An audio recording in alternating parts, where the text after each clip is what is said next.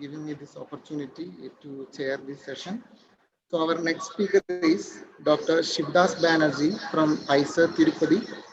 He qualified PhD from AFR Mumbai in 2014. Later, he moved to Stanford University, USA for his postdoctoral fellowship. Now he is working as assistant professor at IISER Tirupati. His area of interest are clinical mass spectrometry imaging, cancer diagnosis, disease, biomolecular discovery, biocatalysis, mechanics, organic chemistry, etc. He received several awards and honors, including the prestigious Ramanujan Fellowship, Shimatsu Young Scientist Award, DST SERB Early Career Research Award, etc. With these kind words, I invite Dr. Shivdas Banerjee for his talk on ambient mass spectrometry from mechanics, organic chemistry to disease diagnosis. Welcome, sir. Where is Shivdas? I don't see. Okay. Oh, you are there. Can you? Actually, I'm at home, so here the internet connection is poor. Can I keep my video off? How are you, Professor Pradeep? You, I mean, and then you can switch it off. But there are, the light is poor. Yeah, light is actually the back side. Sorry, I'm sorry about that. Yeah. Okay. You can, switch it off. Yeah, sure. So let me share my slide.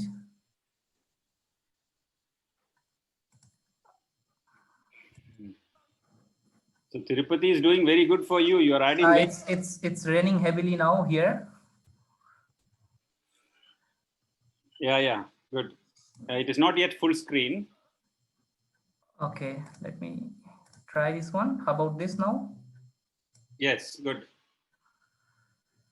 Okay, so good afternoon, everyone. So it's my pleasure to be here, and I am thankful to Dr. Rafiq for inviting me here, and of course, Professor Pradeep for incubating it, I believe. So today I'll talk about ambient mass spectrometry technique. So from a mechanistic organic chemistry to disease diagnosis, these are the applications. We are solving problems in this area. So briefly, let me introduce those who are not familiar with mass spectrometry, but I'm sure that many of you are familiar with this technique. It's a sensitive analytical technique that ionizes chemical bases and distinguishes them by their mass to charge ratio. So for example, if you have a mixture of molecular pieces A, B, C, D, so you will get the ion signals of these species in the mass spectrum at different M by Z values based on their molecular weight, their size. So I would like to begin with a brief history of mass spectrometry technique. So study of gas discharge in mid-19th century led to the discovery of electron. Sir J.J. Thomson, who is credited for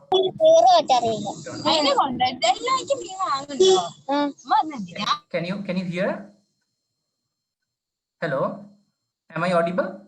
You are audible. Yes, sir, you are audible. There was some disturbances, so I thought, okay.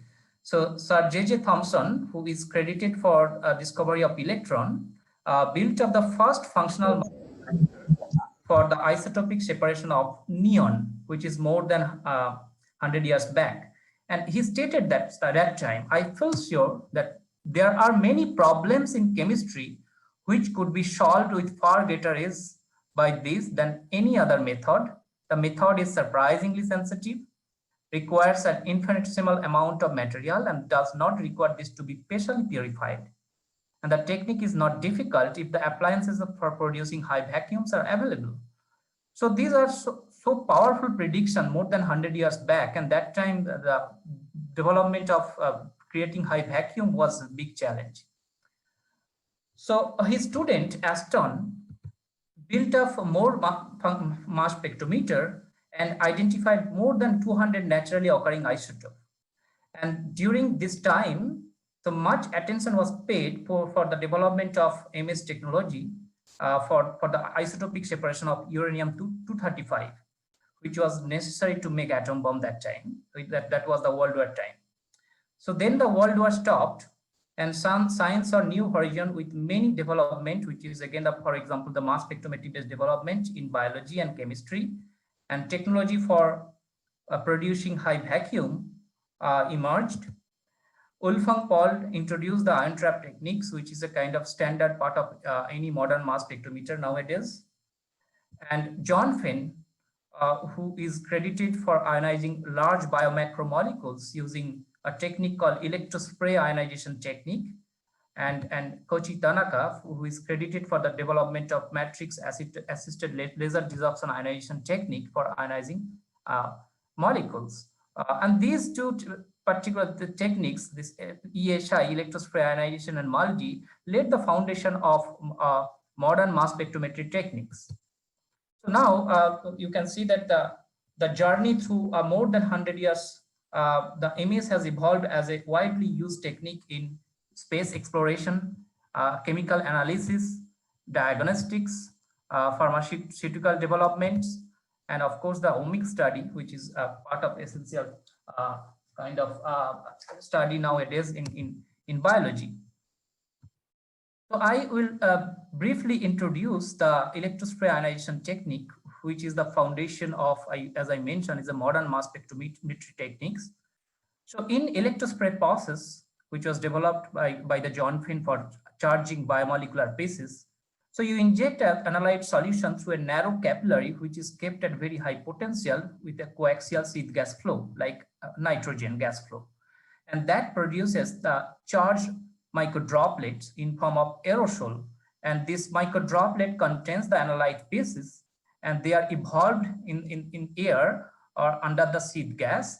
For example, it evolved through the solvent evaporation process, Coulomb fission process, and finally it produces the bare analyte molecule charged basis to send it to the mass spectrometer for detections.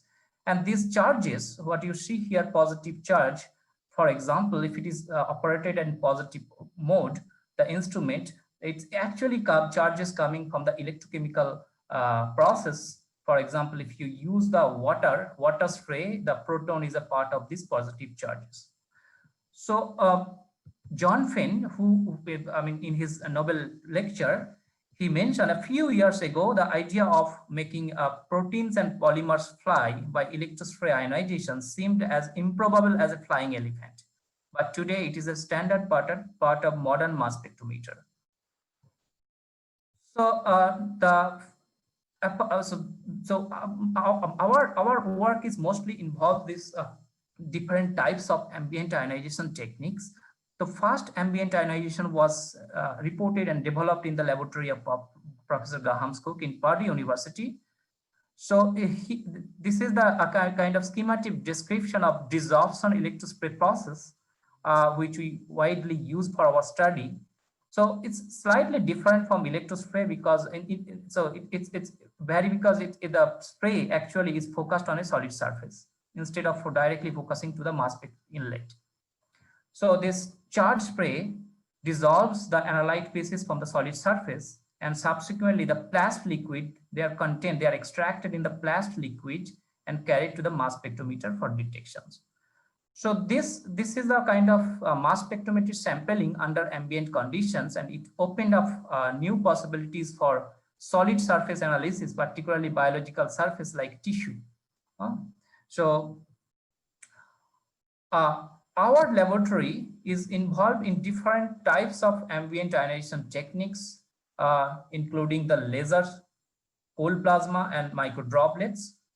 So currently we are using these ionization techniques for analyzing chemical pieces or biochemical analytes from different types of samples, like it could be a chemical reactions, live chemical reactions we can monitor. It could be a biological specimens in the context of disease diagnosis. We extract the multiplex chemical information from these samples and send it to the those ions to the mass spectrometer for detections.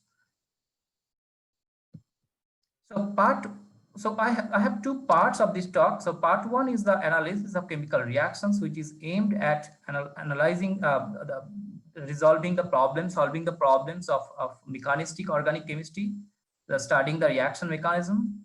And part two is the disease diagnosis, particularly the cancer. So I begin with part one. So in last 5 years, we are practicing with different types of ambient ionization techniques for ionizing chemical pieces. For example, first one is the example of desorption ionizations, what I explained already. And second one is the pressurized sample infusion setup for directly infusing the chemical mixture to the mass spectrometer. And the third one is called the microdroplet fusion mass spectrometry, where two reagents spray can be fused at some point, and those fused droplets are transported to the mass spectrometer. And this one is called paper spray ionization techniques, where we run the chemical reaction on a paper and followed by the spraying of those charged aerosol from the apex of the paper by means of high electric field. And those carry this charged spray droplets can carry the chemical pieces from the paper and then send it to the mass spectrometer for detection. And the last one is the normal electrospray process, where we spray the reactant solutions, and those reaction occurs in the microdroplet, in the sprayed microdroplets. So in all cases, the fundamental idea is you are actually generating a microdroplet which encapsulates your analyte pieces or reagent species or whatever the chemical mixture. And then you allow the droplet to evolve under the seed gas flow and in the air, and solvent evaporation occurs. Then the charged pieces are ejected out from the droplet. There are several mechanisms proposed for the ejection of charged pieces from the droplets. I'm not going to the details of that, but eventually by this droplet evolution, you get the bare analyte pieces to detect by the mass spectrometer. So this is an example of the mechanistic insight of copper-2 mediated orthoamination of parins. Something is happening here. Okay. This is the reactions which is conducted by copper acetate in presence of a base like potassium hydroxide in GMSO at 100 degrees Celsius temperature, and the reaction is essentially complete within half an hour. So the reaction is well tolerated with a wide range of functional groups, and it is important for the synthesis of many pharmaceutically relevant compounds. So we thought to resolve the mechanism of these reactions, and we adopted this online mass spectrometry technique using pressurized sample infusion setup. And when the reaction was running, so this is the reactions which is run in the RB. And then using the pressure infusions, we can transport the reaction mixture directly through this narrow borosilicate capillary and then send it to the mass spectrometer.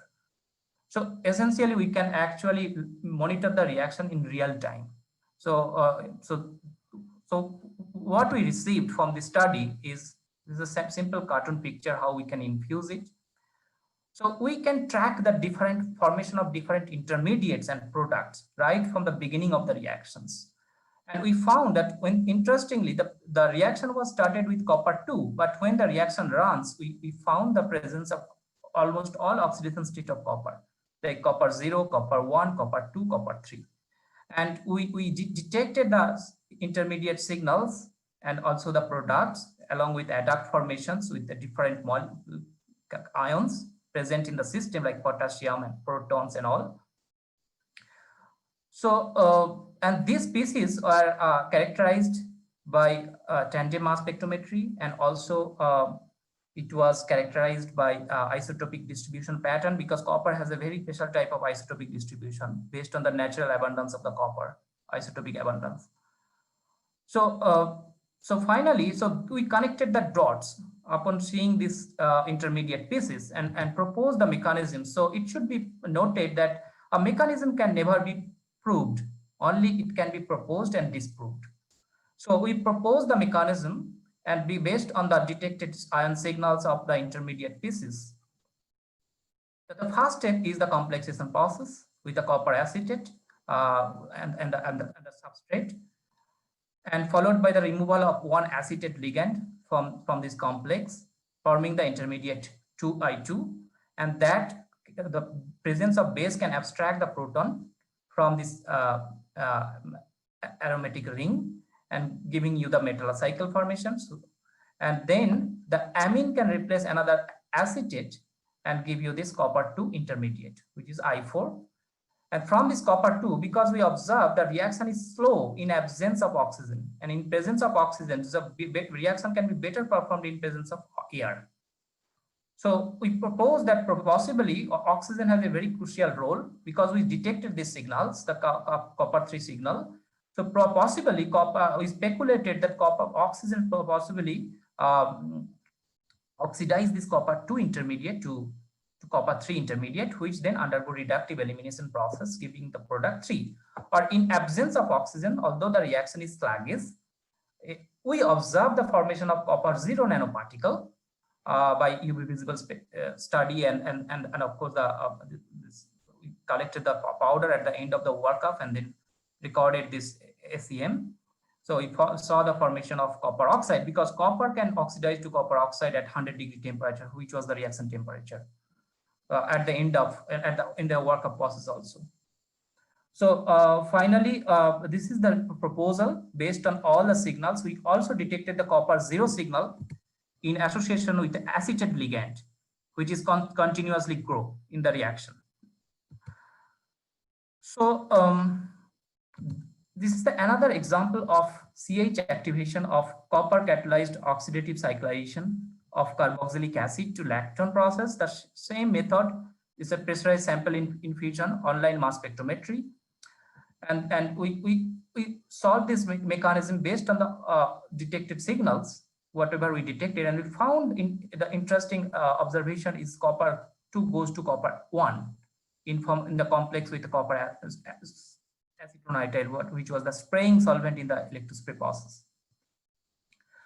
So in this mechanism, we found that the first step begins with the formation of a radical benzylic radical intermediate, which was in situ trapped with the sulfate radical, and that was also proved by tandem mass spectrometry. And then copper 2 receives the electron from this radical, giving the benzylic carbocation, which was also detected in the mass spectrum. And this these carbocations was then trapped by this pendant carboxylic acid, giving the lactone product. That was the whole mechanism, but most crucial intermediate what we detected, and based on which the mechanism is proposed, is the trapped radical and the carbocation pieces, along with the sulfate radical, iron sulfate, and all copper 1 also detected. We monitored in the real time. So this is the recent study of analyzing the copper binding site of azurin. So we developed a mass spectrometry based method for deciphering the coordinating ligand in the peptide bound copper complex. So what we did in this study, we synthesized a peptide which is analogous to the copper binding residues of the azurin, and then allowed the mixed the copper with this peptide and allowed the complexation occur, and then detected the signals in the mass spec of the complex. So then we performed the CID, which is called collision induced dissociation. We fragmented the complex in the gas phase and deciphered the residues which are coordinating to the copper. And we found that it's similar to the azurin, that the coordinating ligands are the histidine and cysteine thiol, which are the main coordinating ligand in the gas phase complex. So this is a kind of this method actually kind of useful in one sense, that when you do not have any crystal data, crystal structure of a metalloprotein, so you can selectively chop the protein, the peptide from the protein, and then bind to the desired metal and detect what are the coordinating ligands. So this is another microdroplet based mass spectrometry study for reaction mechanism. So this is the CH activation. It's a silyation process of CH bond in heteroarine. So again, the reaction is mediated to 20 mole% potassium t-butoxide in presence of silane. So this ortho bond is a major product is orthosilylation. So in this process, when we conducted to observe the reaction in the DESI MS, so we detected the crucial intermediate, which can suggest this reaction proceeds to the first step is the formation of the sandwich complex, which is 2:1 complex involving the heteroarine and the potassium. And then the t-butoxide does not directly attack the heteroarine. Instead, they attack the silane. And upon this attacking, they make this penta-coordinated silicon complex that becomes the good source of hydride donor. When we isotypically label this hydride, we saw the formation of hydrogen, and that another hydrogen comes from this ortho CH.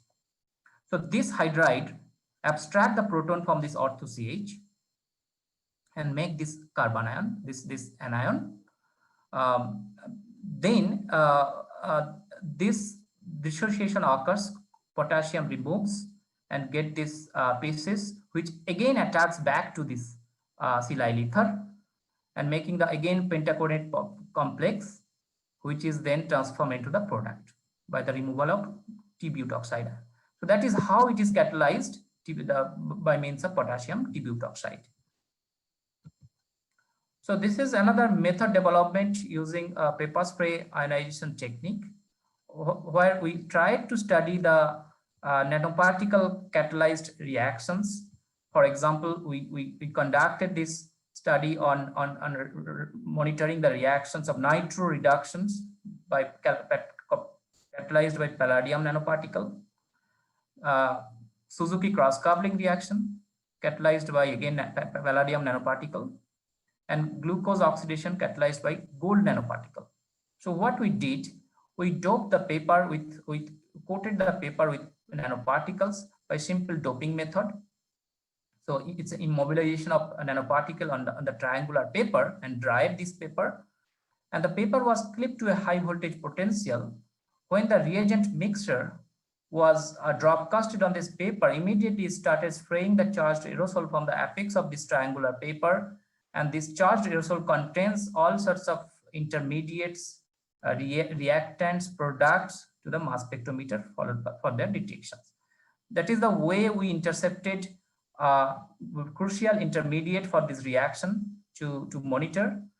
And we also calculated the yield and found the reaction is more than 1,000 times increase the rate of the reaction in the paper compared to the bulk solution.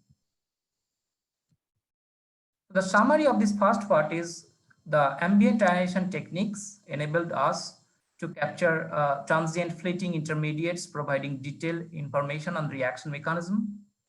And the present studies highlights the power of mass spectrometric techniques when combined with more conventional physical organic experiments for elucidating complex catalytic process. So I'll go to the next part is the diagnosis, which we are now involved, with the different types of cancers and non-cancer diseases. So I would say tissue is still the issue because it is a gold standard technique. Although it's a 300 years old technology, that still it is very powerful in histopathology, because often the stained tissue is observed or investigated under microscope to study the morphology, the microscopic architecture, to get the idea whether there is any disease involvement in the tissue. For example, is there a cancer or it's a normal tissue, which is a kind of standard part of biopsy technique. And this is important for therapy selection, surgical decision making, and cancer margin analysis. So extremely valuable information you get, but still challenging today, particularly when it comes to the frozen section analysis, which is often done intraoperatively during the cancer surgery. to judge the cancer margin, whether that is positive or negative. Positive in the sense that there is a cancer involved, say cancer cells from the resected surface.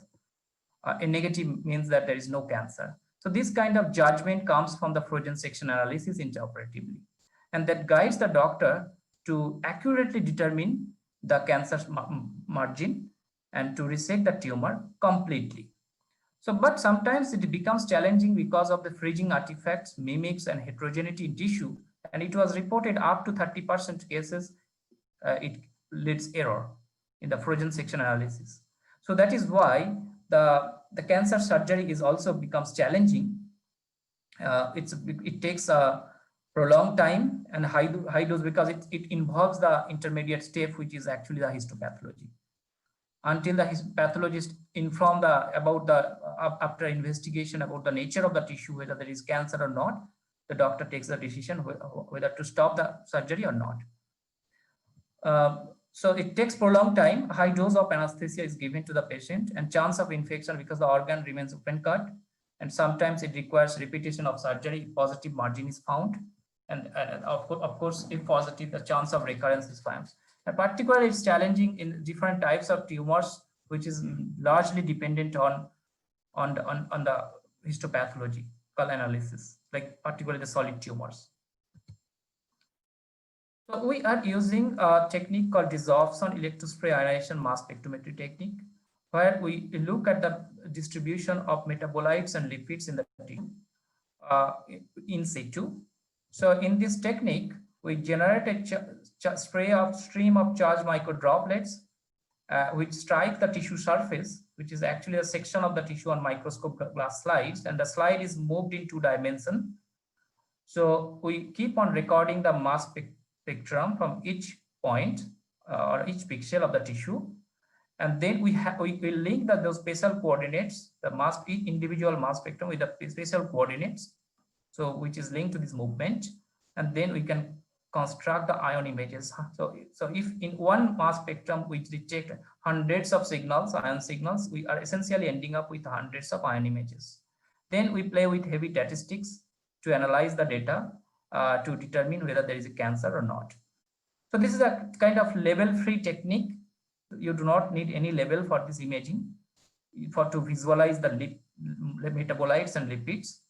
So ambient, can be operated open to air, and minimal or no sample preparation. You just resect the tissue and take it, and it's a very rapid method. So for recording one data, it takes less than 1 second. For scanning the entire tissue, it takes half an hour, for example. So it's spatially resolved. It's multiplex information you get, metabolite lipid signatures you acquire, and a highly sensitive technique. I'll provide one one typical example from our study on prostate cancer. So before doing that, I'll just briefly inform you how we work. This is our workflow. So from the surgery, from OTs, so from surgery, we collect the specimens for our mass spec analysis, imaging analysis, and adjacent section is sent to the histopathological lab, the immediate adjacent section. So these guides are, because so far this histopathology is gold standard. So these guides are for us for our development.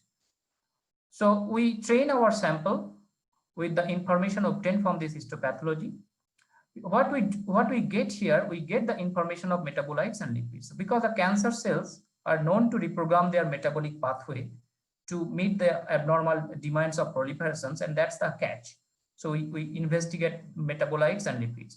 So there are the cancer-specific metabolites or oncometabolites, often called.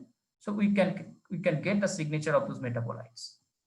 So in the training set, we make a correlation and then find out what are the signature specific to the cancer or normal tissue, and then employ the machine learning approach on the validation stage. So this is a typical example of prostate specimens. So you can see the top one is the mass spectrum of a typical pixel obtained from normal specimen, and the bottom one is from cancer specimens. So we plotted this image. Bottom one is that you see branch of ion images, and this is obtained from a typical specimens, which is shown here. the left portion of the patients is normal, which is demarcated by blue line, and the right portion is a cancer, which is demarcated by red line. So you can see these distribution of these signals, which are mostly the lipids and glycerophospholipids here. So some are upregulated in cancer, some are downregulated in cancer. So then we can actually get all these information in statistics to judge a patient whether it's cancerous or non-cancerous. So when this is the example of glycerophospholipids and normal fatty acids. When we also investigated the signals from in the low mass range, which is actually coming from different small metabolites, and we found very interesting pieces which are either up or down regulated in the cancer with respect to normal. For example, you can see here citrate. So the citrate signal, which is here in the last picture, is drastically drops. I mean, it's down regulated in cancer. So and if you look at the glucose, somehow I can see that some upregulation I can see in the cancer when you compare with this standard histopathology technique. So we found that all the signals are for the metabolites, which is a part of central metabolic pathway like Krebs cycle. So this is the metabolic route of the Krebs cycle, and we found the red label pieces are upregulated in the tissue, cancer tissue, and the blue label pieces are downregulated in the cancer tissue.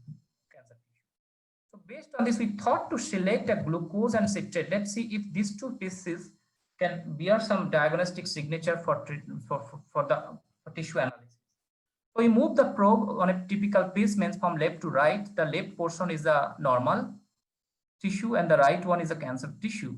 So when we keep on collecting the mass spectrum and look at the stay focused on these two signals, glucose and citrate. This is the extracted ion chronogram. You can see the citrates are drastically drops down at the margin, the junction between cancer and normal. So it gives some indications the involvement of cancer beyond this. So glucose also upregulated. So we thought to take the ratio of glucose to citrate for the diagnostic as a diagnostic biomarker for this cancer, and we found that it works well. For example, these are the pure normal cases. We do not see much signals for this or the ratio, and these are pure cancer cases mostly, and we see how those are upregulated, and these are a mixture of cancer and normal cases. So we played with the statistics and found that the method works in agreement with the conventional histopathology. The agreement is more than 90% for this method. So this is all about this prostate cancer. I'll take you to another non-cancerous tissue analysis. It's called early detection of UUO, unilateral urethral obstruction, which is actually the kidney obstruction. That this study was employed on mice. So 80 mice was recruited for this study. So what we did, we surgically induced the formation of UUO, the obstruction over here, and then we followed the obstructions. The time course was 0 to 10 days. So we recruited 40 sham control and 40 UUO. Sham control means you cut it and then you do not tie it, but in UUO you tie it to make the obstructions. So within 12 hours followed by obstructions, no apparent histological change was observed. But in mass spec, we observed a sharp change of a signal. It's called phosphatidylglycerol species. We identified that becomes the prominent marker for this UUO, for kidney obstruction. And we also played with the statistics, lasso statistics, and found the prediction accuracy is more than 93%. So then we went back to the literature and found why this, what is this PG and what is its significance in biology. We found that it showed nearly identical pattern in mouse model of RAS-induced lung cancer and MYC-induced kidney cancer. Then we investigated the profile of this RAS and MOIC in this UUO and find both RAS and my MOIC are upregulated in response to the abstraction. So it indicates there's some link of these two gene with this PG, but still we are trying to decipher this thing, the biological root, why it happens. So we are employing DESI-MS on different types of cancer. My laboratory is heavily involved now in collaboration with different hospitals. Like we are working on breast, cervix, oral brain tumor, and we are also working on nephrotic syndrome, epilepsy. So I'm not presenting those data; those are unpublished. But sometime later, we look forward to present again if I am given the opportunities. That's all for today. I think a summary is that DESI-MS can play an increasingly important role in distinguishing healthy and unhealthy tissue. Information of hundreds of metabolites, lipids can be acquired within few minutes from this label-free technique. And this can remarkably influence the pathological practice for tumor surgery and molecular diagnosis of different types of diseases wherever the tissue analysis is involved. And I'm thankful to my students whose continuous work and hard work and things enable us to reach to this point. We are in the very infancy stage with this new labs and all. I'm thankful to Anubhav, Supratim, Yashwant, Satish in our lab, and the Stanford collaborators, Professor Richard Zed, who was my postdoc mentor also, J.D. Brooks from Stanford Urology, and Robert Tipsirani from Stanford Statistics, for working on together with on the prostate cancer and project. So my recent collaborators from SWIMS Tirupati hospitals are Narendra and Sivanand. Narendra is from surgical oncology, Sivanand for psychiatry. We are also working for disorders. And from CMC Vellore are Ranjit Murthy and Rajsekhar, Dr. Rajsekhar. We are working now on the brain tumor analysis. Dr. Limes from St. John Hospital for nephrotic tissue. I have not presented all those things. And IIT Sri Siti S. Mukherjee for statistics, who is the collaborator for statistical analysis. And here is our lab. And thank you for your attention, patience. Thank you. Thank you, sir, for your interesting talk on the ambient mass spectroscopy techniques. Now the session is open for discussion. If the participants have any questions? Let me get started with one question, Shivdas.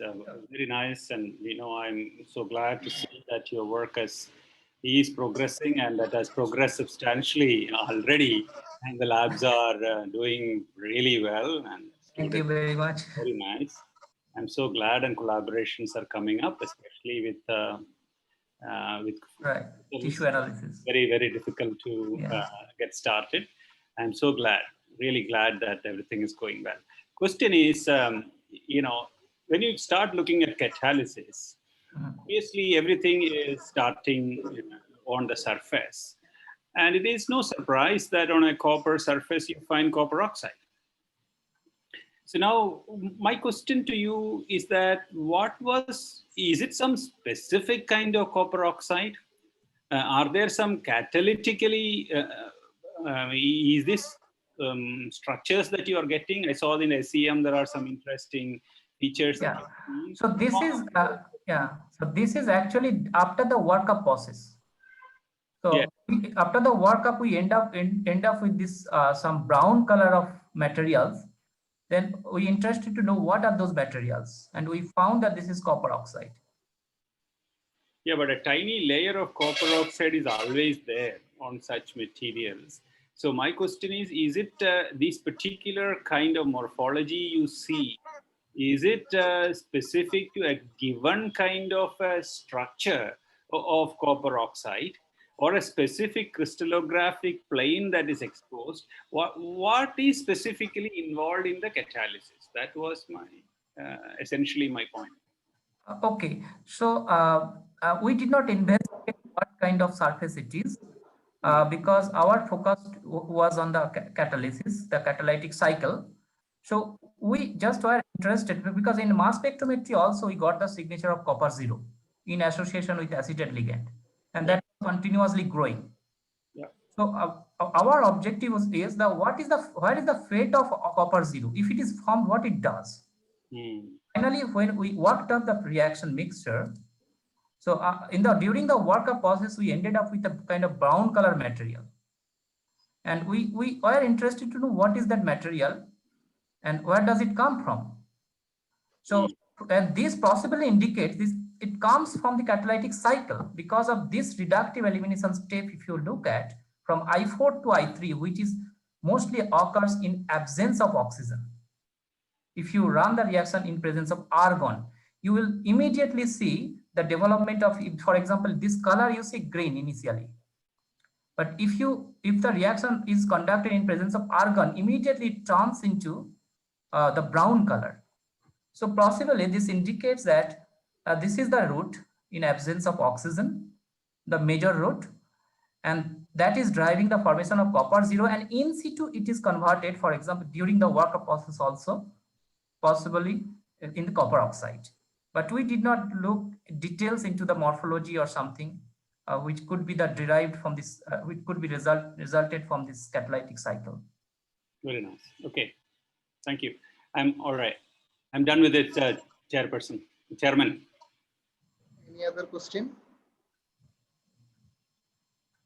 If no more question from the participants.